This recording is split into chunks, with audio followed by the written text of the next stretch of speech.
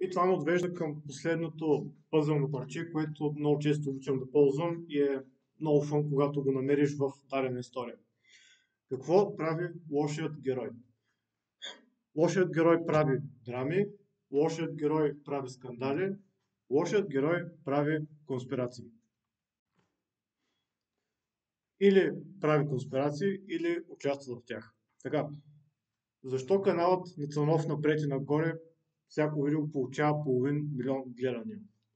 Всичко е скандал, конспирация или е нещо, което е положително, но супер драматизирано.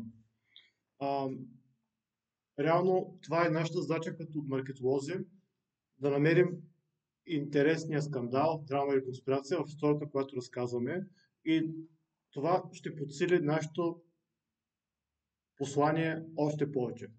Ще му даде тласък, ще го зареди емоционално и ще резонира с хората по начина, по който те обичат да си консумират информацията.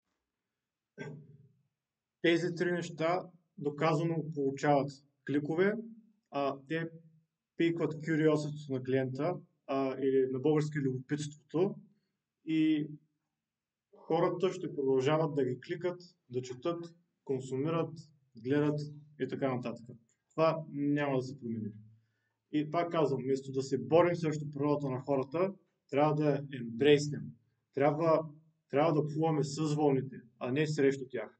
И ако хората обичат да консумират такива неща, дайте им ги да ги консумират. Ако вярвате във вашия продукт и искате да достигнат повече хора, продайте го по начин, по който те искат да им бъде продаден.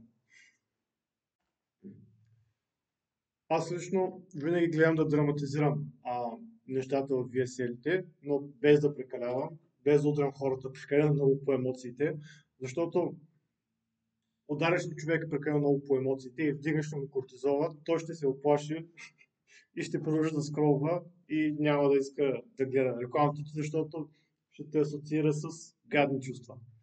Така че трябва да се внимава с тези неща. Менторът ми има VSL, който е направил около $400 милиона и конспирацията е точно една от главните градивни частици в него. Целият му VSL се върти около една конспирация. Окей, всички тези пъзълни парчета най-вероятно се струват доста абстрактни и какво за Бога трябва да направите, за да видите цялата история и как се прилагат за всеки един продукт. Това ще го има накрая в демонстрацията и за сега свършихме с пъзълните парчета.